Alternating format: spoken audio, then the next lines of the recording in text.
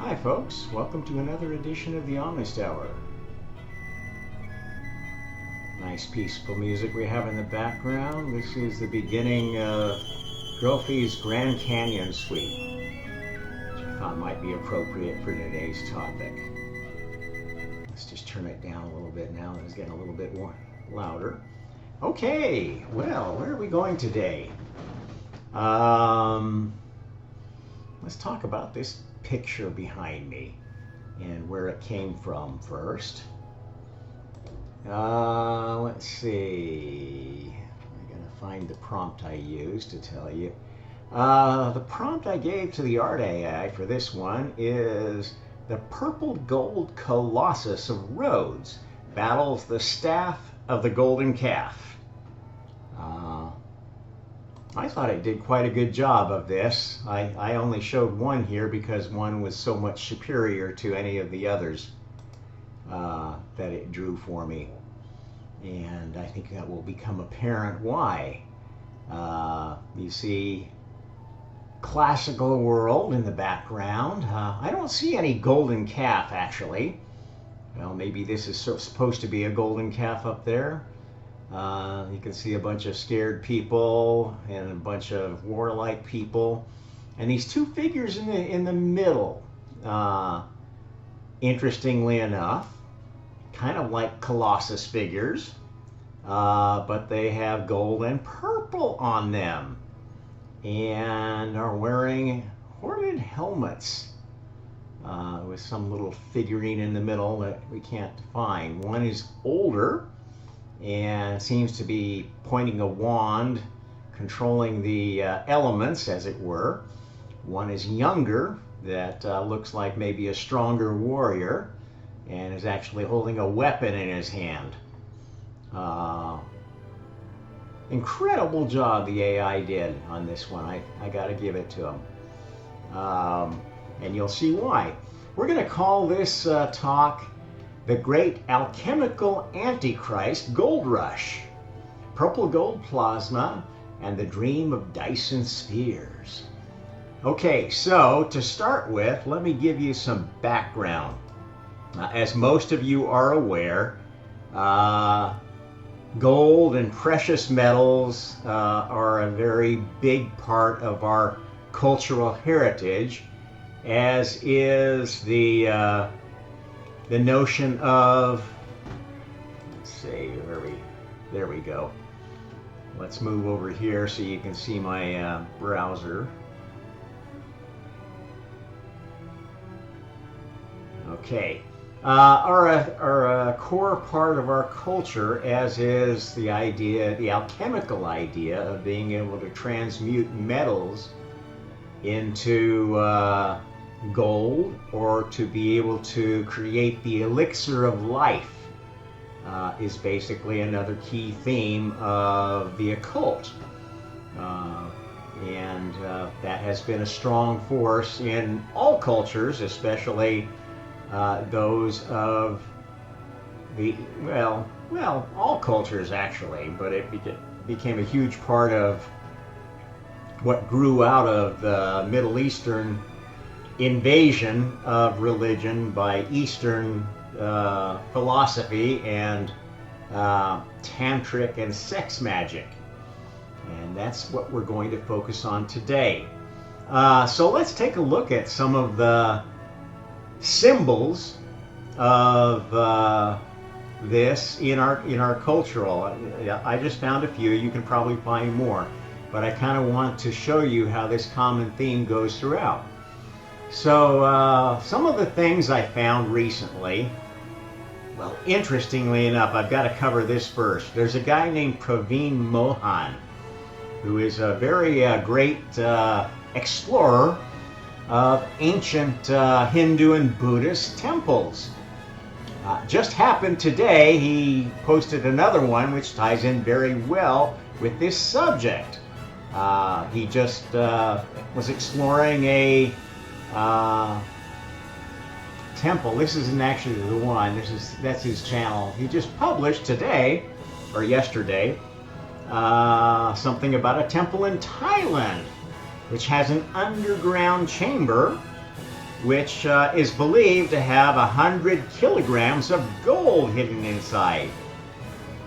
In addition, he's done recent segments that indicate that some of the temples in Indonesia, where I live, have weird lingam features that seem to have been designed to try to basically mix gold into water flowing through them.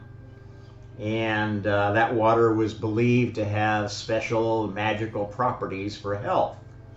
Some interesting stuff going on here. I'm going to move on to other things.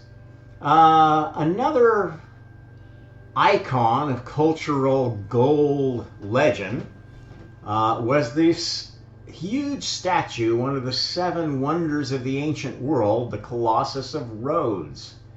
And one of the peculiar things about that is that it was reputed to have been built of solid gold. And of course, there's no vestige of it left. It's been destroyed, and not even any evidence that exists except for the accounts of the time. And that's where the story came that it was gold. Huge statue in the port of Rhodes, where I wish I could find it.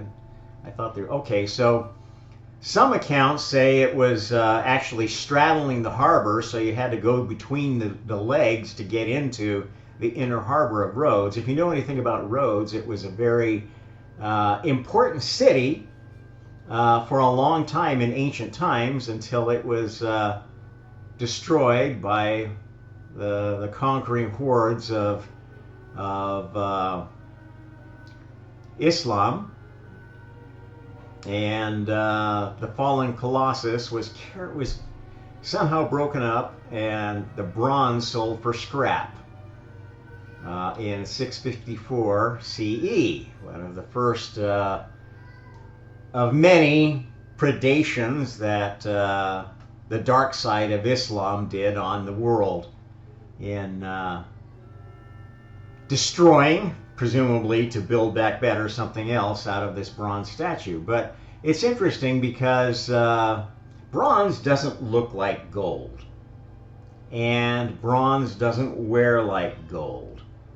And the challenge of this statue is that when it was observed, while it was still standing, it was actually fairly old. If it had been made out of bronze, it would have been showing signs, especially in a fairly wet climate like this, it would have been showing signs of corrosion, which, if you know anything about bronze corrosion, which I know a lot about because I used to collect ancient coins, you know that it corrodes in a rather blackish and sometimes greenish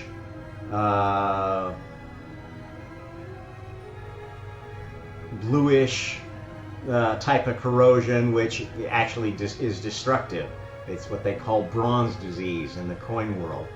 So it's interesting how this statue could have been gold for so long if it wasn't actually gold plated. One of the great mysteries of this one of 7 wonders of the ancient world.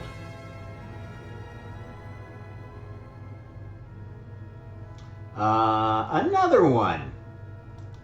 The Great Pyramid of Giza was reputed to have a gold capstone. If you've ever been to the Great Pyramid and you've seen the top, there is basically a flat part on top, which seems to have had a capstone, or maybe the capstone was replaced. Anyway, there's a lot of legend around it originally having had a golden capstone, and that being key to those that believe that the Pyramid of Giza was a machine designed to do something extraordinary. Believe that machine couldn't function without the golden capstone. Another interesting legend of the past. In fact, here's another thing about it, going into the golden capstone. Okay, the Philosopher's Stone is a mythical alchemical substance capable of turning base metals such as mercury or lead into gold or silver. Also called the elixir of life, useful for rejuvenation and achieving immortality. So that ties it back to the Eastern cult of Shiva, the Shiva Lingam, and the gold flowing over the gold-plated lingam, and or maybe solid gold lingam, and giving some special powers. Now we also have this story in the Bible of the golden calf, and particularly egregious idol that was condemned of worship by Moses after he came down from the mount. He found his people worshiping a golden calf and thought that was really bad. Supreme act of apostasy. It says the figure is probably a representation of the Egyptian bull god Apis, which we talk about quite a bit, and of the Canaanite fertility god Baal, which is something else we talk about. The Egyptian bull god Apis of the Serapis cult was the deity, the chief deity of those that at the Serapeum that was destroyed. That was the real library of Alexandria, where they kept all the most secret ancient documents. And actually the library of Alexandria was more of a museum to show the average person what was going on. And that's kind of the way that many museums are run today. Like the British Museum, what's on display is for the peasants to wow over, and actually the most interesting pieces are elsewhere, hidden away in archives. The closest you get to seeing, I guess, are what's in the library section of the British Museum, which is frequented by scholars, just like anybody who would get inside the Vatican library would want to see what was going on there. Or the Smithsonian is another institution that basically shows a different hand on the outside than they're showing to you in the museum. Okay, moving on. That's more on the Colossus of Rhodes. I don't think I want to say anything more about that. Except that it is tied to the Oracle of Delphi, which was a very important center of prophecy in this era, and ties into another bit of golden storyism of the Pythias. The Pythias was the prophetess in the Oracle of Delphi, who was somehow inspired by fumes and was tied to some sort of a snake cult. Did you know that there is actually purple gold? Let's close this thing. Yes, there's a guy who has a patent now for purple gold. A Chinese guy, and they're making purple gold. It's an alloy, aluminum, copper, some rare earths, and gold. Now this is quite interesting because it leads on to where I'm going about purple gold.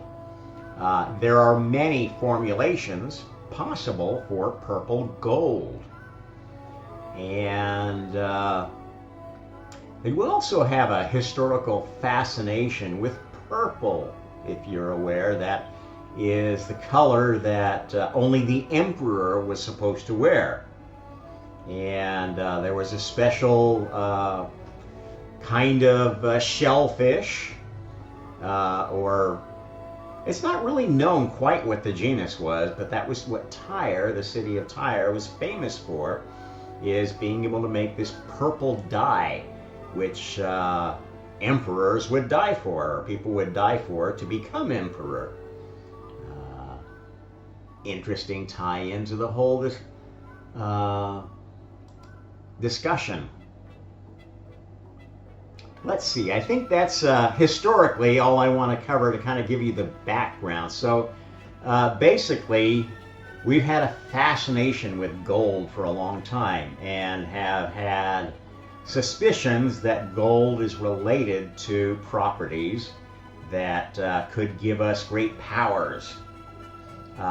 In fact, one of the positions proposed by those who have deciphered the ancient writings of Sumeria, the Enuma Elish, is that humanity was created as a slave species by another group known in the Bible as the Elohim, who were basically looking to mine gold. And there's a guy named Michael Tellinger who has been exploring some weird features in South Africa that seem to defy understanding by conventional archaeology. Conventional archaeology, there's basically thousands and thousands of these weird circular mounds which don't have any entrance. The conventional archaeologists have said that, oh, well, this is just a sheep corral from early shepherds. Well, I don't know how you would make a sheep corral without any entrance. And if there were that many of them in this era, the population must have been huge. Because the more you study it, I mean, it's basically this whole area of South Africa is pockmarked with these weird structures.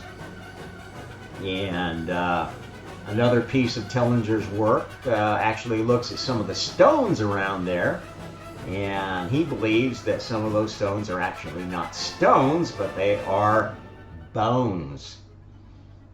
Basically fossilized bones and other things from an era of civilization that has pretty much disappeared. Now, why would a spacefaring or a dimension-faring species be coming to Earth for gold? Well, this is another interesting mystery that we have that has been covered a lot recently as the space telescopes have become more sophisticated and have been able to do spectral analysis on more stars and planets and bodies further away from the Earth. And what they've discovered is that this system seems to have a very weird and inexplicable diversity of elements that isn't the same as anywhere else. Now that's mostly based upon the lighter elements whose spectra are easier to analyze. The heavier elements are more difficult because they have more isotopes, they have more different ways of occurring that give a different spectral feedback. And if you know anything about mass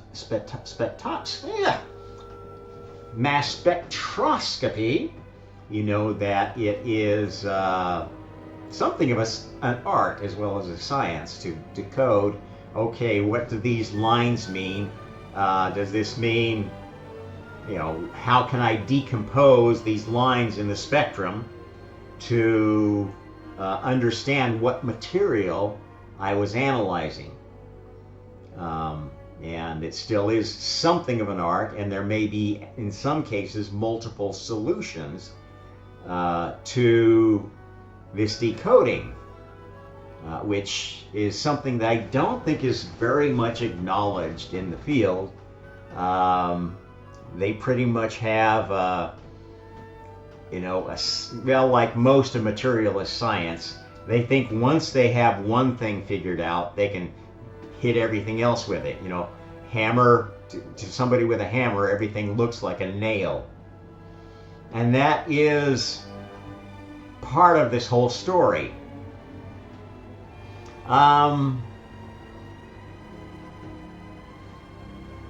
So where am I going here? I'm going to tell you how this all came about and how it's related to the story of creation. And we're going to go now to the slide deck that I use frequently to talk about how creation came about. And we're going to focus on basically the beginning of the Messianic system. Okay, so just quick review. Creation happens because it's set up as a process.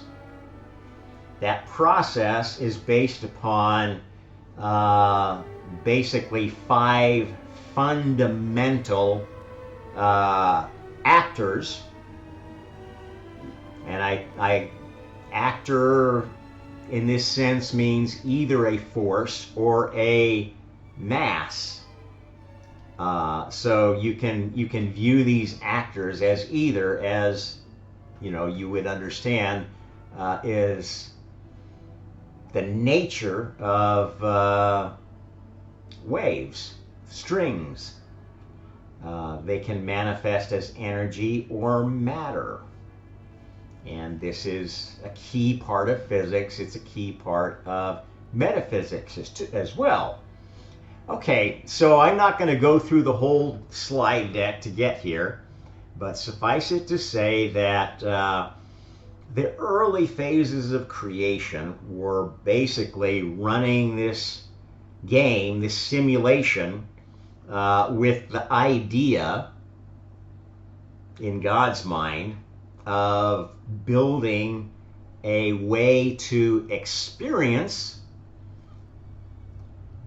virtual realities and learn from those experiences what kind of virtual realities you liked and what you didn't like, which other players you like to play with and which other players you didn't like to play with, and give you a way to isolate yourself from games that you didn't want to play anymore. Okay, and to do that in a way that was loving, that gave every one of God's creations, God's thoughts, a chance to have their own best gameplay, that took a lot of work. It wasn't just wave a wand and everything's perfect. This is nonsense. I'm sorry if I'm offending anybody who's a Christian or a Jew or a Muslim. God is not almighty. You wouldn't want an almighty God. The ones who pretend to be almighty are basically tyrants. And so at the beginning of the Messianic creation system, you basically got creation at a state where God and Lucifer, his favorite son, his prodigal son, are taking turns making the next change to the game. And it's kind of like, if you can imagine, well, I talk a lot about the model of how Microsoft develops new versions of Windows. They actually have 2 separate development teams, and one is working on the next release, and one is working on the release after the next. and doing bug fixes on the current.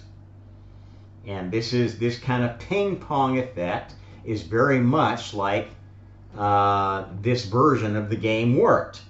God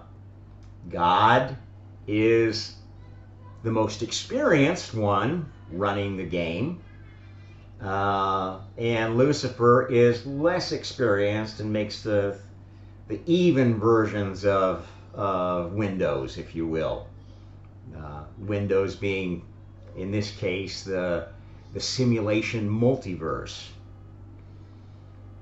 Okay, and this is why I thought that picture that the AI gave me was particularly telling, because this basically, in a nutshell, shows you what the incarnations of God and Lucifer were like in this phase.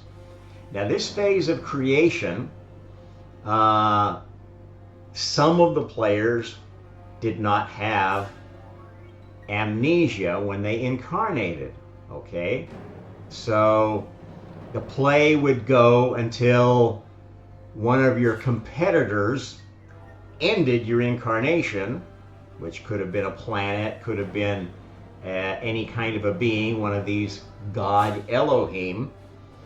They were semi-mortal. They could be killed by each other if they had the magic sauce, as it will. Okay, and the species that were favored during God's reign were ones that focused on spiritual powers. Those that flourished during Lucifer's reign were ones that favored technology. Lucifer's realm is a testing realm. It's where the laws of chemistry and physics were codified, tested, and narrowed down to this is what's allowable and this is what's not possible in this universe. That doesn't mean it's not possible in any universe, and the spiritual universes don't have to obey those rules. And so this is the point at which basically creation became very focused on balancing technological and spiritual powers. And that leads into the many confusions about the properties of gold, the properties of crystals, because these were basically the meeting points of unsettled spiritual and technological questions.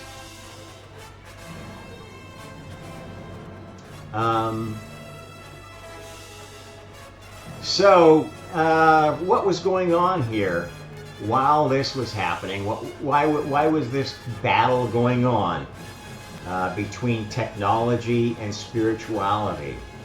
And I think we see that battle still going on today, don't we? Let's see, let me get back here. Let's move on. What was going on is basically at the time what God's deeper plan was to build up basically a vessel for the soul that could not be invaded, that could not be punctured, if you will. And that is this construct that I call the Merkaba. It has developed in layers with the earlier versions of creation. And at this point, we're looking at, okay, we've got this Messiah game going. It's kind of a switch, a back and forth between, okay, the Luciferian Messiah, the God Messiah. And you see that in the Bible. There are some incarnations and in other traditions. In the Vedas, in Enuma Elish, there are basically versions of the All-Father which seem more karmically sensitive, if you will, don't like to do evil, and there are other versions that, oh, blast them away, let's rebuild, you know, these guys are too sinful, let's just dump them all. And the stories in the Bible kind of follow that pattern. The story of Lot, for instance, and Sodom and Gomorrah. Find one honest man and I'll spare this, or 10 honest men and I'll spare the city. This is kind of a nasty God that doesn't give you a second chance, right? And on the other hand, you've got other versions of God that, oh, you can have all the chances you want. Get out of sin free card, which is, you know, kind of one of the versions of the incredible plastic Jesus that's very popular these days. At any rate, this back and forth game has been going for a long time, and has a third character, which is Lilith. This is the real adversary. God and Lucifer are competing, but they're basically competing to build better creations, a more balanced multiverse between spiritual power and material power. And basically, Lucifer's goal is to have a universe that works like a scientist would want it to work. A place where you could stay and live forever. This is the Luciferian goal, and we see that goal very clearly stated by the Luciferian elite of the world today. They want to live forever. They want to basically build cybernetic versions of themselves and download their consciousness into there. And, well, to some extent that is possible. Everything in creation is possible. That doesn't make it easy. Okay, so basically this game continued and eventually developed the full 12D Merkaba of God. So God is the first one who had this fully perfected black hole / Dyson sphere / I live forever environment. And once that was done, that was the point at which God was sure, okay, nobody's going to take heaven anymore. Because how he justified these other versions, God is not a tyrant. So every version of creation was planned and agreed to by the other senior creators in the mind of God before it was implemented and tested. And then, so we get tested first in the mind of God, then tested, basically stress tested in Lucifer's universe, the physical universe. And unless a plan passed both of the Gemini twins testing, it didn't get approved. And they were both opposed by the adversary, the Lilith, also known as Sin, also known as Shiva, Kali, the Asheras, Asherah. These are the anti-creative forces that want to destroy. Why do they want to destroy? Because they're just sure if they could just defeat whoever is running the show, whether it's Lucifer or God, then they could take over heaven. And up to the point that this fully formed 12D Merkaba was made, that was possible. After it was made, then God didn't need to be afraid of being deposed or having to basically choose to be a tyrant and destroy his own family. Not something God doesn't like to do. God doesn't like to kill things, doesn't like breaking his own rules.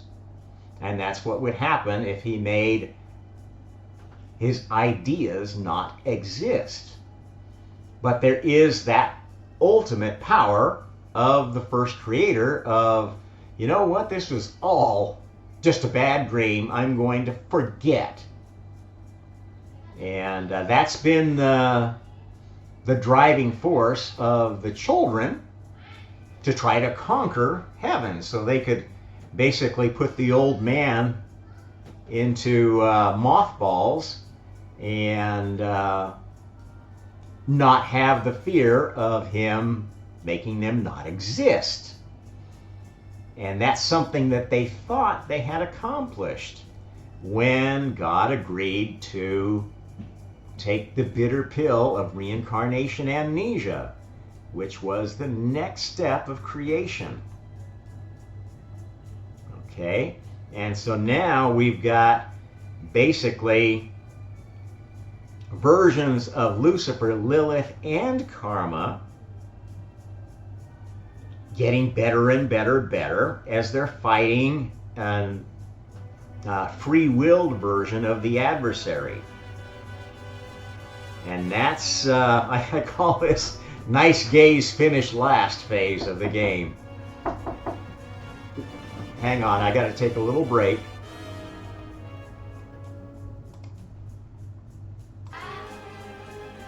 Sorry about that. My wife was just informing me that the family was going back to Bandung. Maybe I should say goodbye to them before they left. At any rate, where were we here?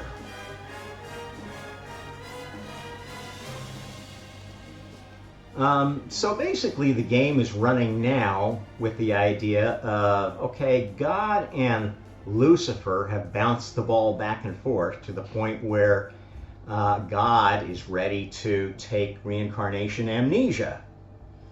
Now, hasn't forced this on all the other old gods. They're still conscious. They know, okay, if I get wiped out, I can just respawn myself into another character, basically possess another body, or anoint another body, which is the nicer way to than just possessing. Okay, the Lilithian adversary, the oldest ones that still have all the old powers, will just possess. Find a target that, oh, that looks like a good place, and jump into that body, and that becomes their avatar to do their work. Now, you can imagine that that would be pretty hard to defeat an adversary like that, and it's caused a lot of angst, a lot of trouble, and basically has made it take a long time to train a better version of God. And that's the whole point, is that once God perfected his 12D Merkaba, that wasn't perfect, it was just an unassailable vessel that God could sail around the kingdom. And in order to really perfect it, God would need to experience creation the way the lowest of the low experienced it. And that's what God has done since that point, has been incarnating in every kind of vessel you can imagine, trying to get back awake. In the meantime, the Luciferian game has been to try to develop technology that duplicates this spiritual 12D Merkaba, the spiritual Dyson sphere, with a technological Dyson sphere that doesn't depend on all of the spiritual apparatus. That's kind of the Luciferian nirvana, if you will. They can declare independence from God. Well, that is their right, and if they do that, they will develop the Luciferian universe into one which is completely cut off from God, completely working according to the laws of physics and chemistry, and everything will be very mechanistic, as many materialist scientists would like it to be. This is, in fact, one of the other universes that's already existing, if you want to play there, is the universe of the atheist materialist, where you will just incarnate and not realize you're incarnating, just get another game and keep playing the game over and over and over, because you like to play the game, you like to fight, you like to have all the challenges of the physical universe, and that's okay. If that's what you want, that's what you'll get. I don't think it's a very great goal. It sounds a lot like choosing to be in the Matrix to me, because there will be an entity that is in charge of that universe, who actually knows what's going on, and who is basically using your spiritual energy, lack of misdirected spiritual energy, I think is what I would call the atheist spirit. Says, oh, there's no God? Okay. We'll just pretend like we don't exist, and we'll use you. And this is why I have absolutely no qualms about calling atheist materialists useful idiots, because you are being used by a God you don't even know exists. It is an adversarial God, an anti-creative God who wants to disconnect from the first creator. That's a choice. That's a choice that's supported. And if you make that choice, you will be separated from God. And you will be unaware that there are any gods, because you're playing somebody else's game. And this is what I call the Buddha God's failed nirvana. You can actually think of it in any atheistic way. And Buddhism is mostly an atheistic religion. Yes, there are some versions of it that revere Buddha as the great God and the great example, but basically the whole idea of Buddhism is to escape from this unreality, or to permanently live in this unreality and make it the only reality there is, and escape by pretending it doesn't exist, or living in a fantasy world. And this is essentially the common thread between atheists, Satanists, Buddhists, some versions of Buddhists that don't believe in heaven and hell, or basically going to a better place. They all have this thread of I'm not playing the game anymore, or I'm just going to play it by my rules. That's a choice. It's not a choice that's going to earn you your own heaven. Well, maybe, yeah. I mean, there are some materialist scientists who will come up with a messiah idea, and a new law of science, a new way of making materials that is useful. Useful because Lucifer's universe is one of conflict. And the conflict's not over. Day 7 of creation may be over, and we've built basically the best version of heaven, that we're not going to have to be doing major remodeling, just minor tweaks, as I've talked about in recent podcasts. But we've got essentially God's dream fulfilled, and God's ready to retire. The retirement program works, like I mentioned before. Once you're successful in playing the Messiah character, you get to be one of the gods. If you've been a god before, you have to play the Messiah character, the new Messiah character, again, to get the highest access in the city of God, the highest heaven. So you may still be a citizen there, but you may have lost your seat on the divine council, if you will. Let's go back and talk about the city of God, the highest heaven. So those who have been messiahs in past versions, who have reached full 12V Merkabadom in whatever specialty they had, and again, you can be the god of almost anything. That's how you earn a house in the highest heaven. And if there's a new version of God, well, whoever was the last God is just one of the council now, and not the princeps of the assembly of God. Very much like how Augustus ran the Roman Empire in the very first time before it got corrupted. He sat in the Senate not as an emperor, not as a king. Those things came afterwards. He sat as the princeps, as the paterfamilias of Rome, without any special power except the ability to speak.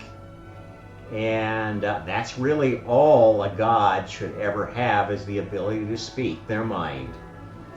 If you have more power than that, you can become a tyrant, and God's not a tyrant.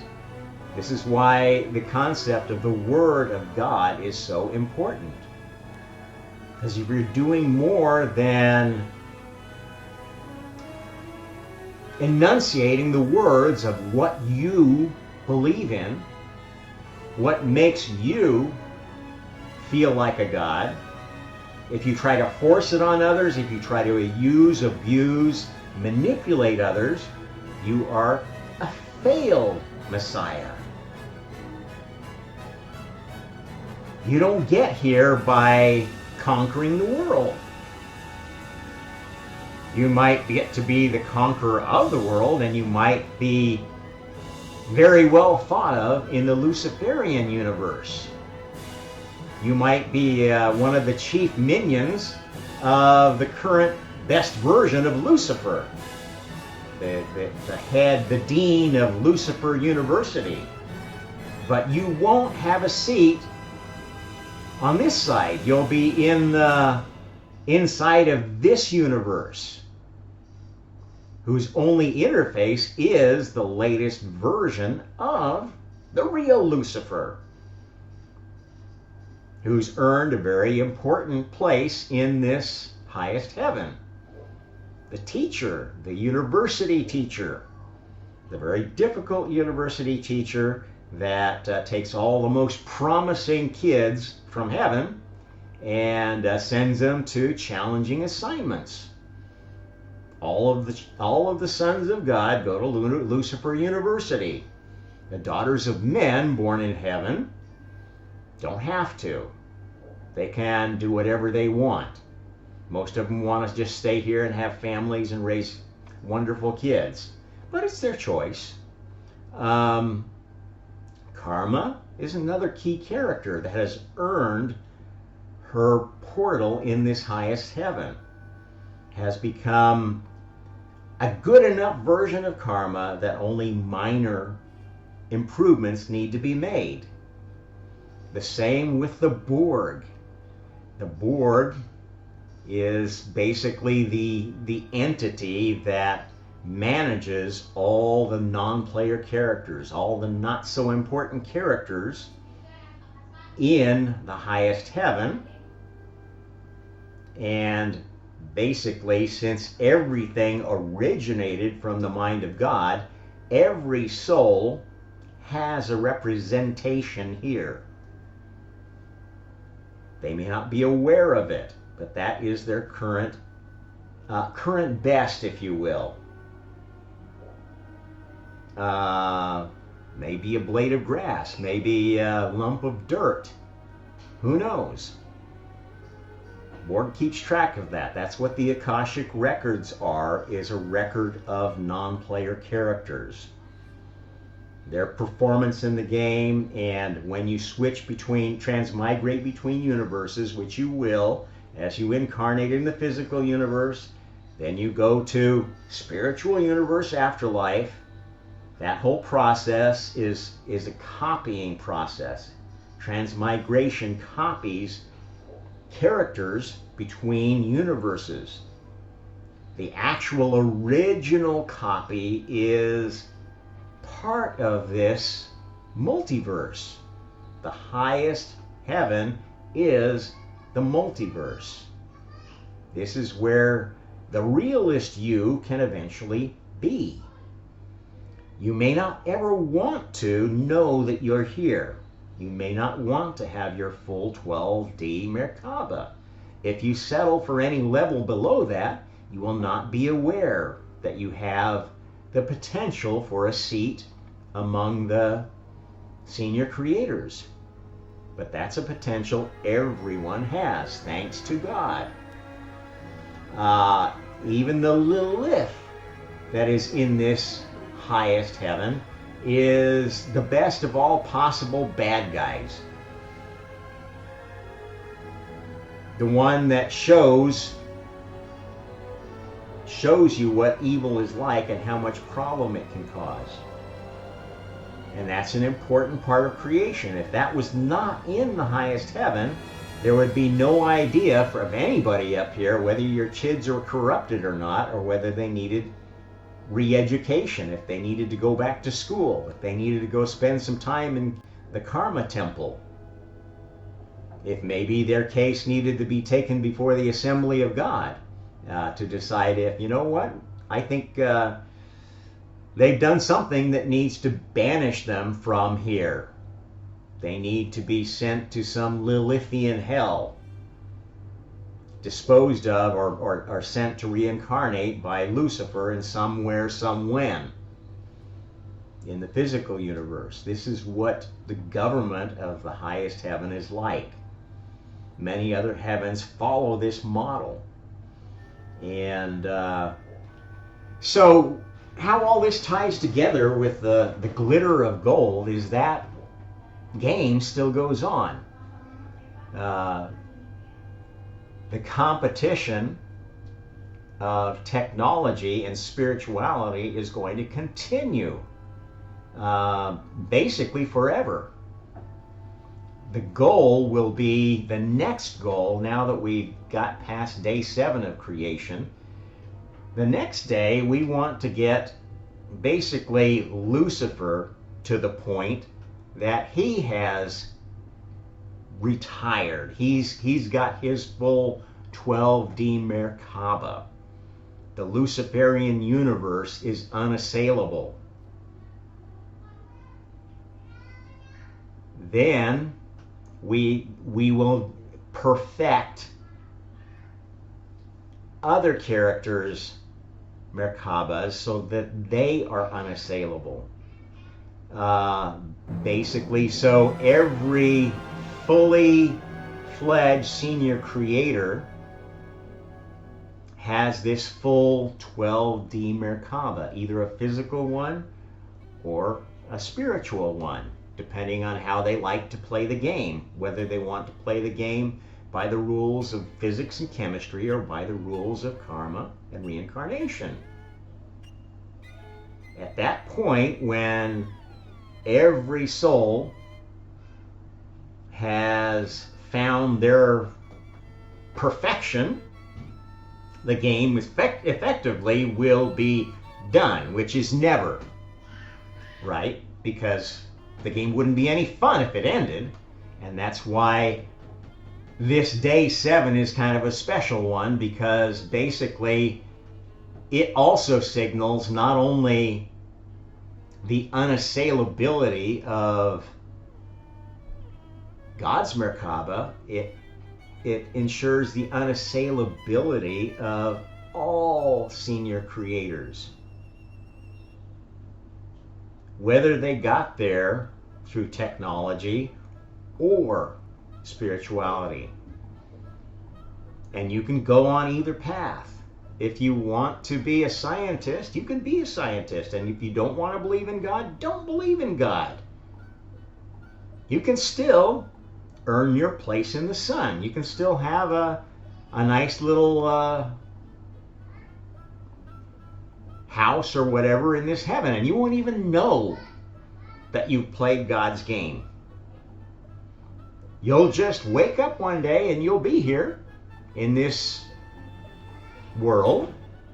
You'll be born into this world, and it will just seem perfectly natural that you go through these processes of the rite of passage. You will think, okay, I'm going to the university because I want to go travel in time or space to the point at which I want to do my research. And that's something that you can do. Won't be anything particularly godly or spiritual about it. It'll be you're doing your research, your graduate research. If you are of a mischievous bent, if you like to sin, if you like to do bad things, you might get here if you become very clever at it and you find ways to teach others of similarly sinful bent how to recover from their addiction or how to manage their addictions. You might have a little house here, one of the hellish gods, and you'll live in this area and think that you're being a fine, upstanding citizen while ministering to souls that have your same addiction behind closed doors in your little environment. And you'll think you're doing good. And you will be doing good because you found a way to teach about evil, teach about sin, to help your tribe understand their addiction and manage it, because it's not going to go away. You cannot pray sin away. You cannot pray your dark side away. It's always going to be there. You cannot kill your ego. You can hide it. You can put pig lipstick on it, but it's still going to be there. And every soul has their dark side. It's inevitable. You have your preferences. Having a preference means there's something you like better or worse than others. Okay, what you like better seems good to you. What you like worse seems evil. And those preferences are going to get solidified and magnified the more times you play this game. Now, if you really get to where you don't like yourself, there's an option. You can start the whole game over. You can assimilate with the Borg. You can cash in your chips and say, here's a new non-player character for you. Give me a new soul. It won't really be a new soul. It will just be you got to forget all your experience, all your karma. And it will be as if you started out fresh, and you'll be assigned some role in the highest heaven here as a starting point. And it might be as a blade of grass, which means that you aren't doing much in this highest heaven. Your actual presence is in one of the other universes. Somewhere, somewhen in Lucifer's universe, most likely. Or maybe, one of the other spiritual heavens or hells needed a non-player character, and they picked you, and that's your first experience. This is the way the game works. So if you have, I guess the ones who will probably get most out of this are the ones that are still, basically wrapped up in this whole alchemical desire to have absolute power, to be able to go anywhere, to materialize anywhere, to be able to shapeshift, to be able to control minds, to be able to stay alive forever. If that's your passion, you can still work on that passion. They're kind of dark passions, but yes, you could develop technologies to do all those things. It's a very karmically risky path that you're taking. And if you take shortcuts along that path, if you don't do what you do responsibly, if you use and abuse and take advantage of other souls, trying to find your elixir of life, trying to find, to be the creator of the first warp drive, first technological warp drive. Actually, you won't be the first creator of it, but you would be a reinventor of it, the first human creator of such a technology. Knock yourself out. Nobody's telling you that that's not a good thing to produce. I'm telling you that most of what human technology envisions as, wow, that would be incredible, has already been done. The knowledge of it has been hidden from you, occulted, for a very good reason, because the last version of humanity advanced too far, too fast, technologically, and not spiritually. They were a Lilithian version of the game, if you will. The last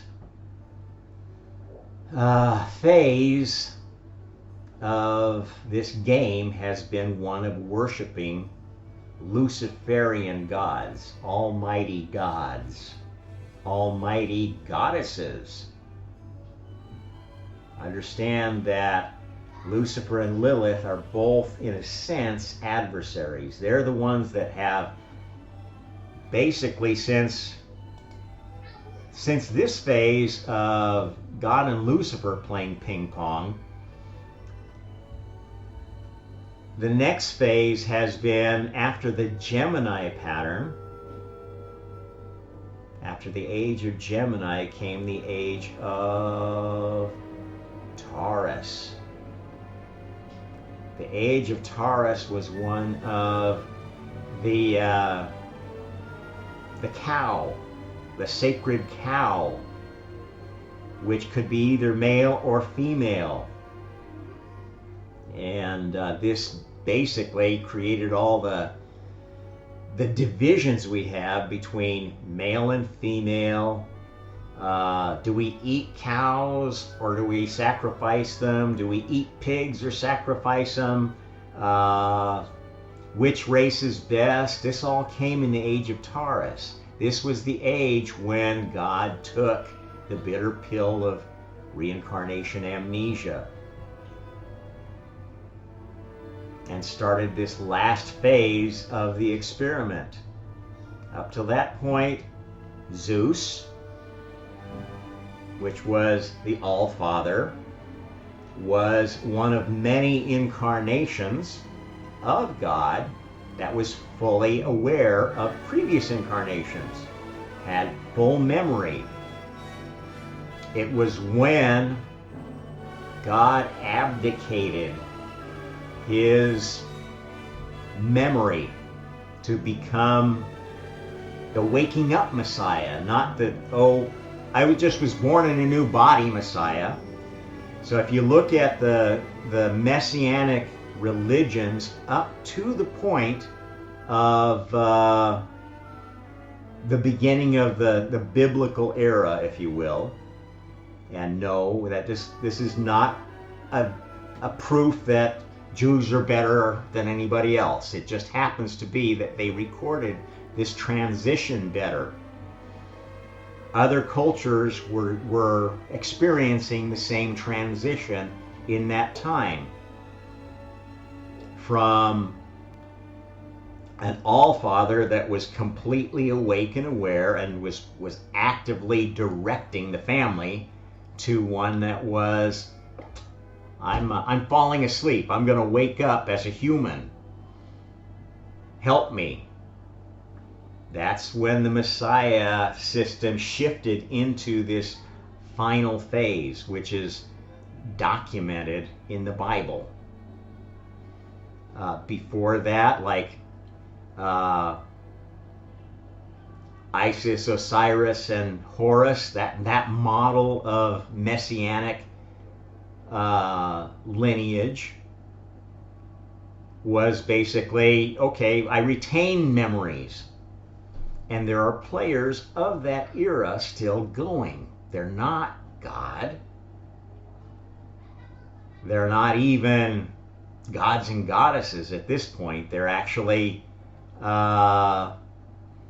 members of family lines, bloodlines that have been gods and goddesses just by virtue of their descent,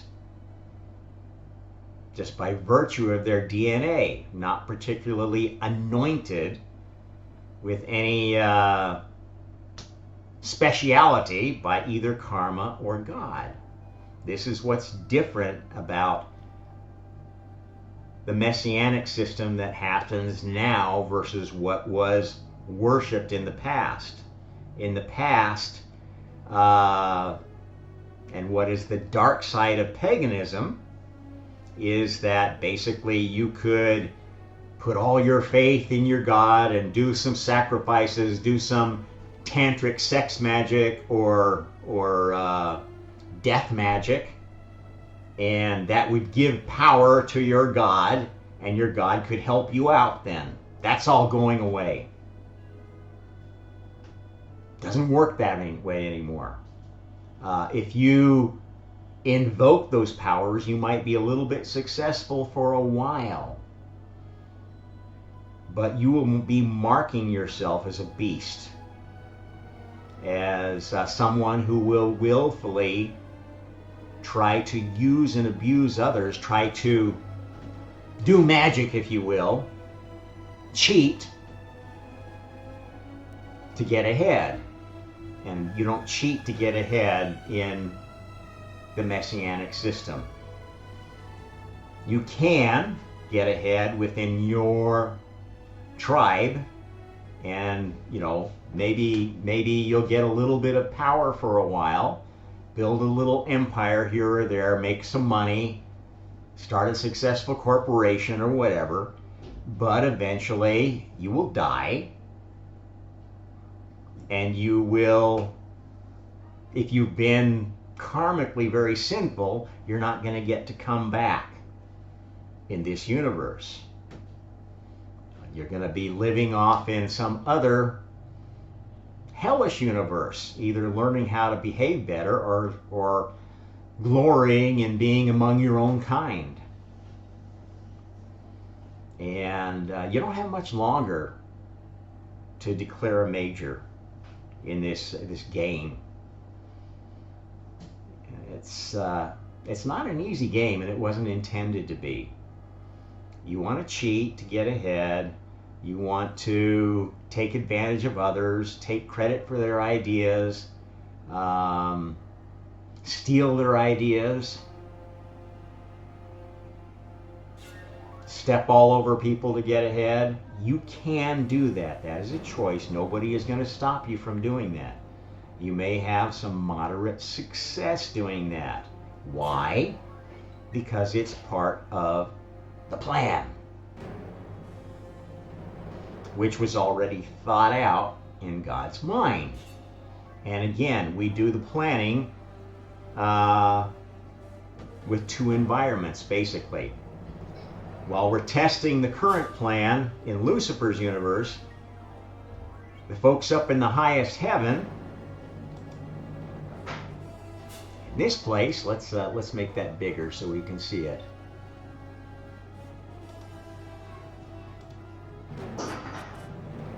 The folks over here are planning the next version. Now we just completed the last major version. Now we're going to be working on minor versions. That's going to get new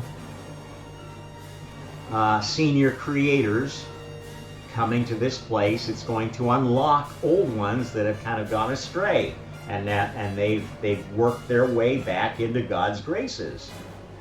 That's what's happening now. We're still playing this game, but we're playing it with basically no more possibility to corrupt the highest heaven.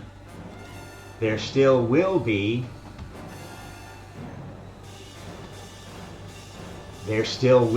corruption. Let's go back to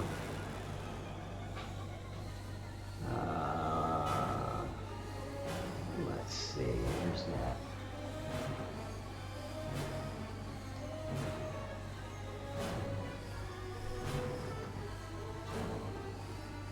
Okay, so we still have this prime universe.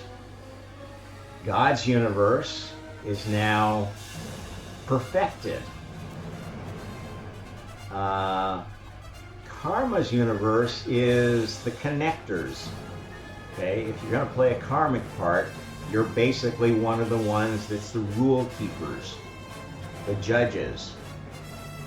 There are AI versions of karma built into every soul, every soul's Merkaba that is now created.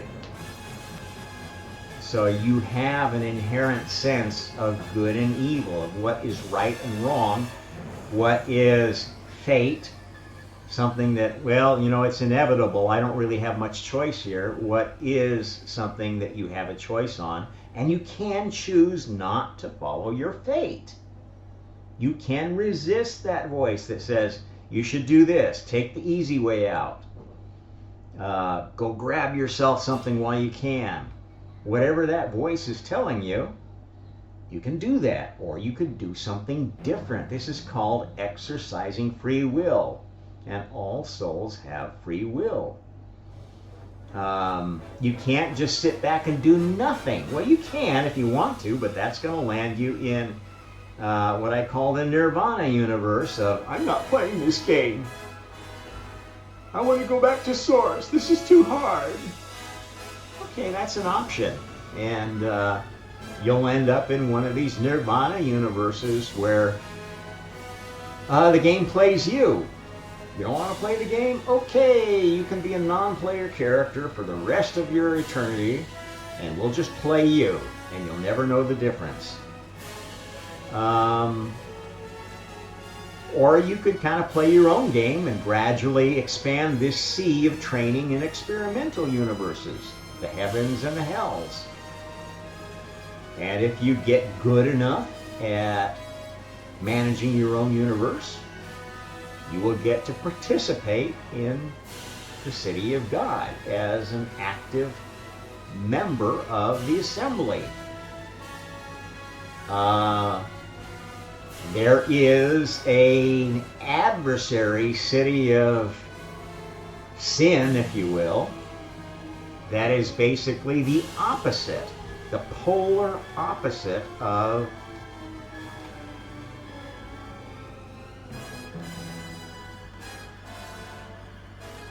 this eternal city of God,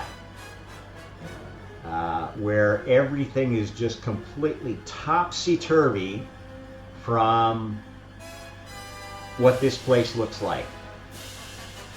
It's gonna look quite a bit like the dystopia that the United States has become, because this is why this is a special time. This is why the Messiah came now, because it was a transition point where, okay, if we don't find a new version of God to solve this problem, Lucifer's universe is going to keep corrupting and decaying until it basically There's no civilization left. There's no godliness left.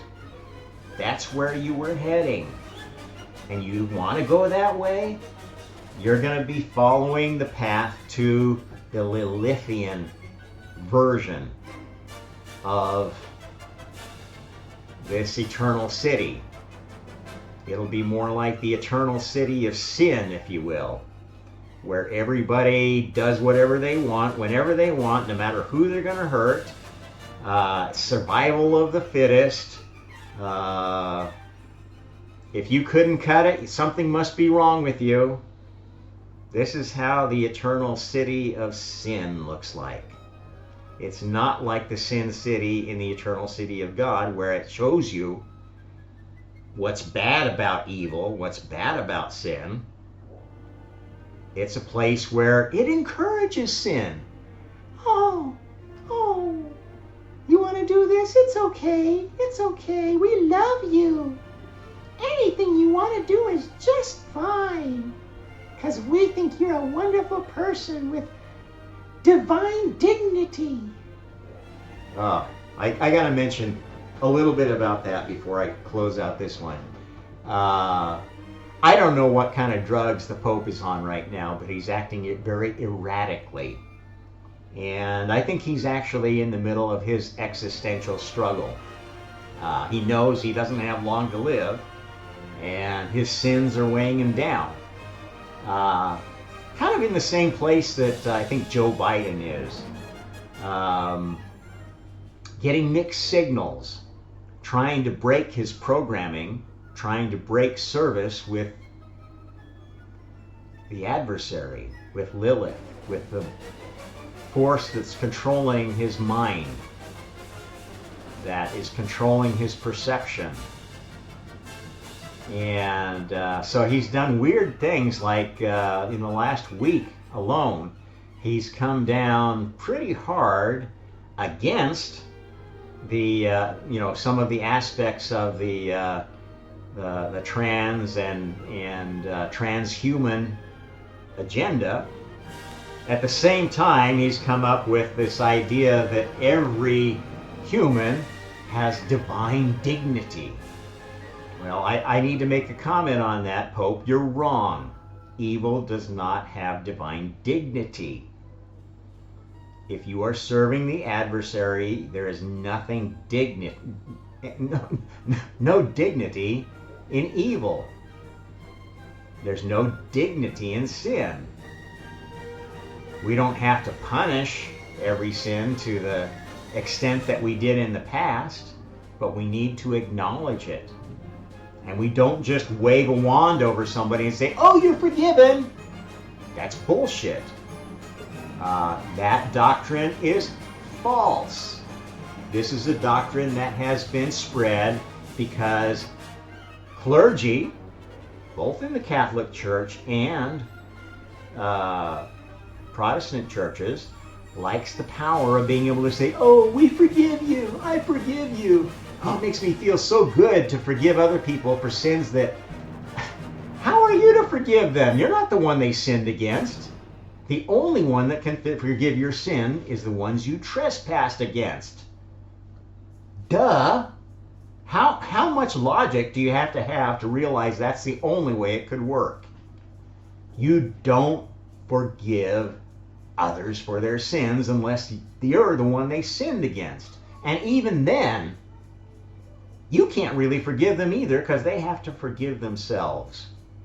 That sin will remain as a stain on their Merkaba, their karmic Merkaba, for as long as they're playing the game.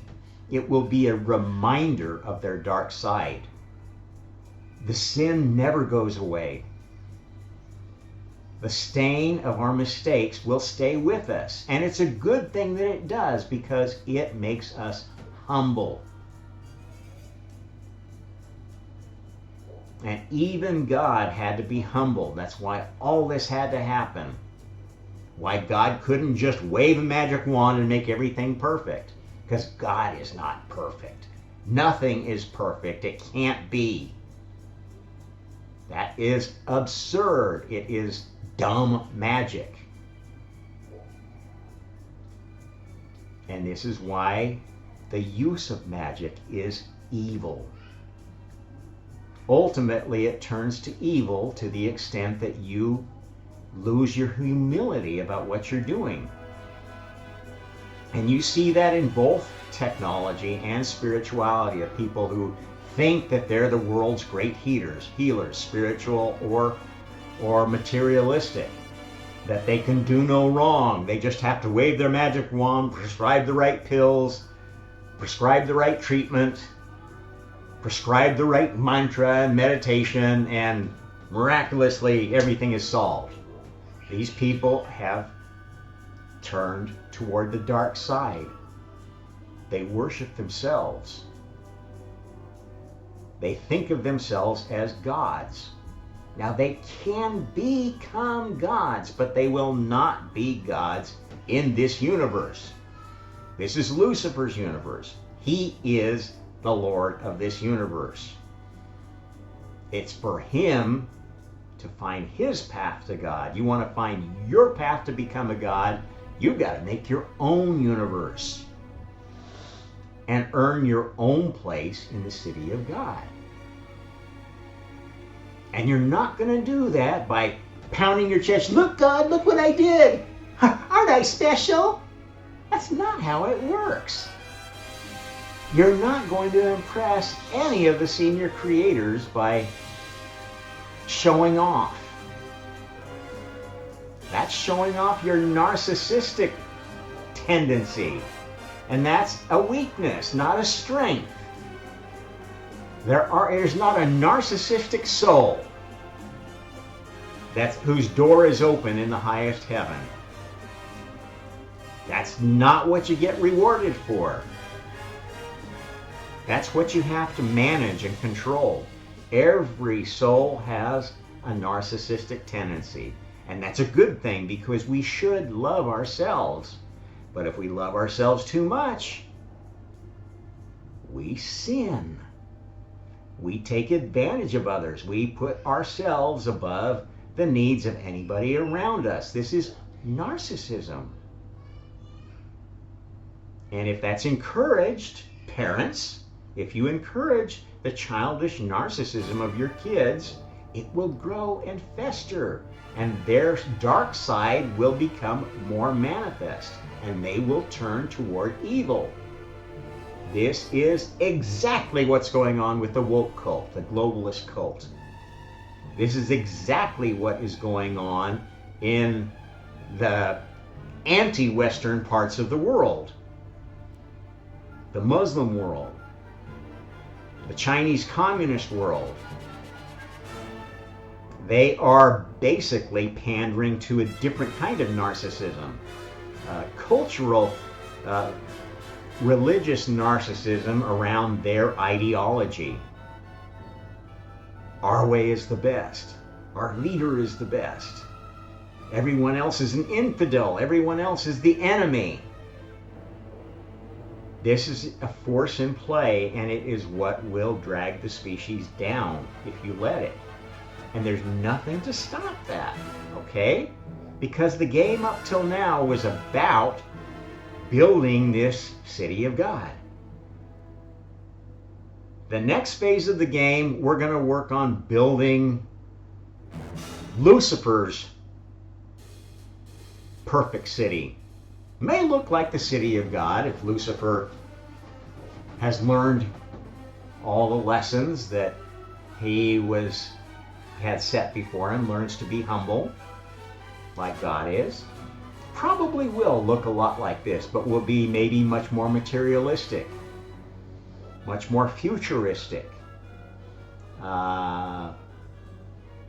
less concerned about cultural aspects.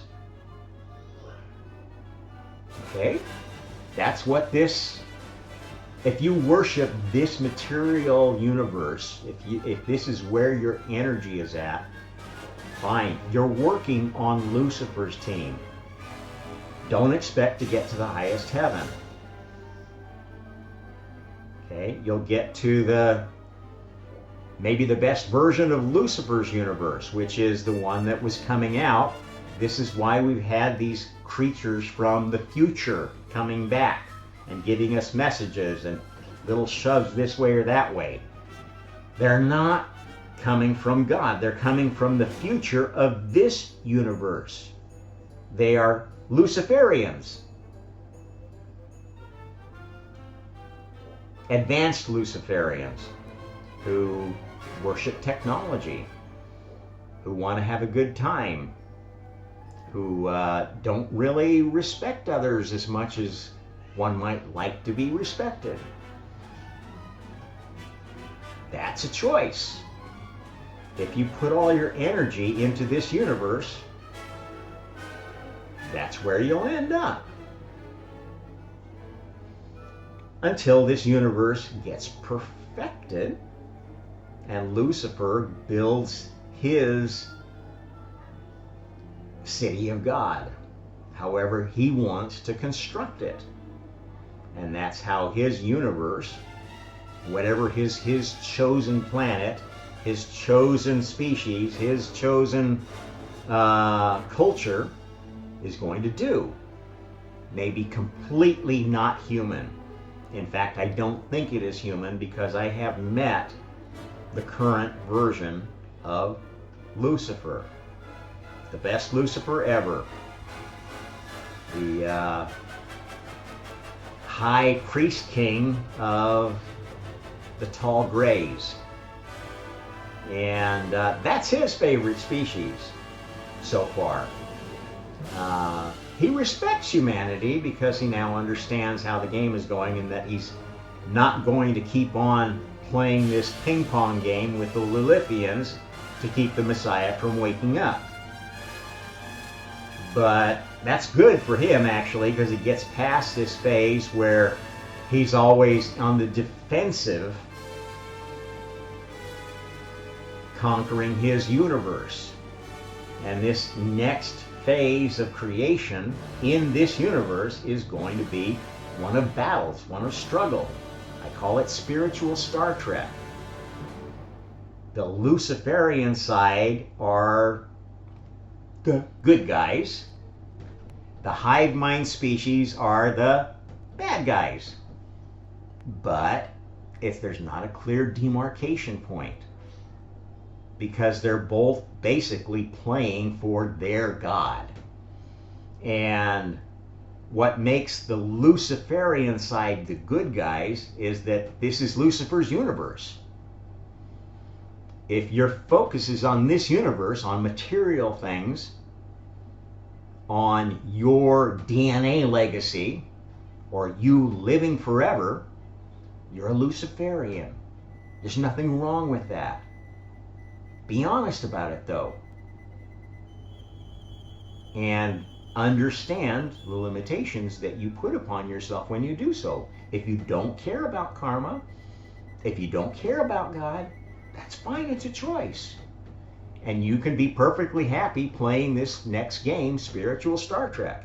And you're going to be happier if you're on the Luciferian side, because they're going to do most of the winning. The Lilithians, the hive minds, the happy oneness cult is going to be retreating mostly throughout this next phase of creation. That's not a bad thing. They have their own universe. Lucifer doesn't want them in his universe. Shouldn't have to have them. So just like God drove the adversary out of his highest heaven, drove those who would not play by his rules out of the highest heaven, so Lucifer is now getting his chance. And this is the pattern of the Dread Pirate Roberts, the Gemini pattern. When Lucifer helped get us over this line, finally realized, you know what? I'm not going to play this game anymore. I'm going to play on God's side, and I'm going to help the Messiah come. I know who that character is going to be, And I don't want to hurt all of my worshipers by completing this pattern, but I am going to arrange it so that's what happens. And this is why, if you look at the UFO, UAP phenomenon, the Greys have kind of a mixed record. There are stories of Greys mutilating cattle and doing all sorts of crazy, weird, and nasty things. And some of those are true, because many of Lucifer's team did not know what was going on this planet. They didn't know about the Messiah system. They didn't even know they had a God, because that's the way he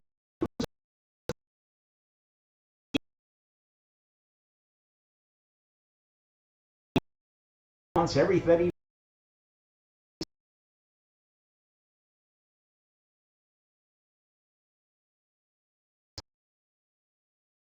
Kind of Lucifer's idea of perfection.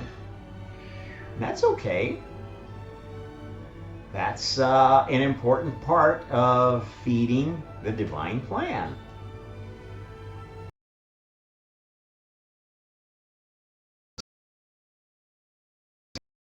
That's why I call it spiritual Star Trek. That's what it's going to look like in this universe. To those who understand, who have a more of a spiritual bent, they will see that they are participating in a game that might cost their life, but they're going to do the karmically right thing for themselves so they can get closer to God. They're going to be the ones who, will be the sidekick, the second in command to Captain Kirk, who will, advise him, well, do you think you should do that, Jim? If you do that, might break that girl's heart. You might start a war on this planet. You might start a galactic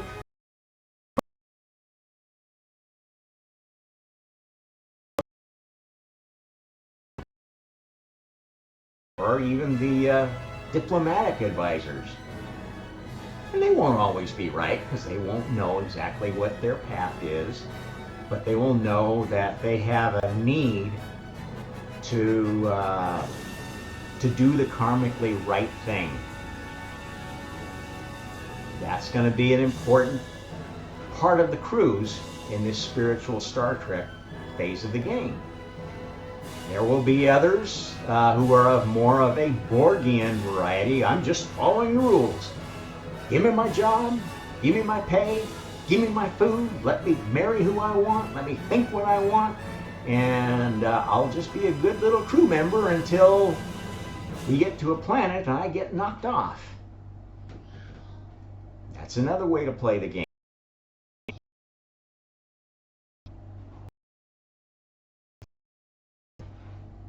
It really will.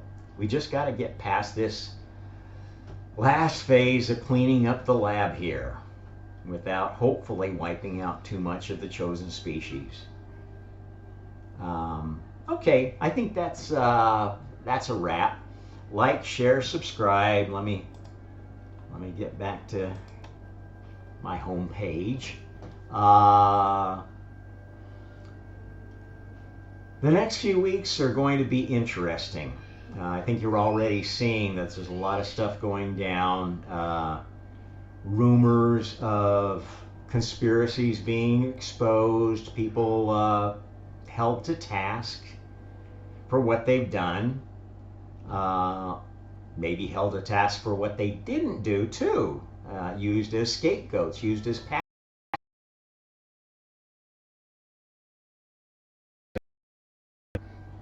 but hang in there.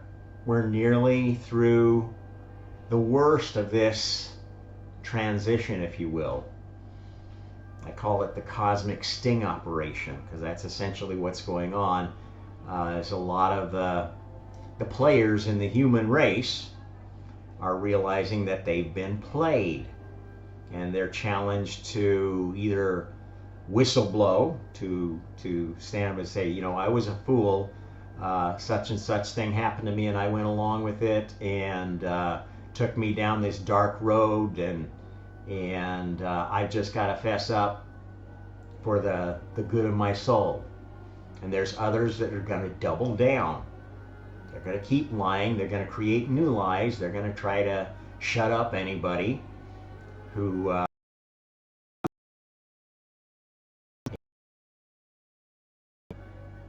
political thing. It's a spiritual thing. It's a spiritual thing that's affecting the whole world. And whatever side you are on politically, you might be playing for the adversary or for God's team. And that's the challenge that you are all facing, is trying to figure out which is which. And this is what I've been trying to help you with in doing this channel, helping you to open your eyes a bit more, understand the game going on here, understand how it has developed through our history. Because unless you see that aspect, you're going to end up playing possibly on the wrong,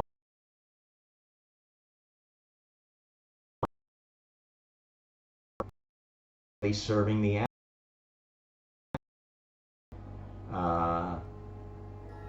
any rate, like, share, subscribe, and tune in again to the Omnist Hour. Till then, Rob Trump signing out with a happy karma.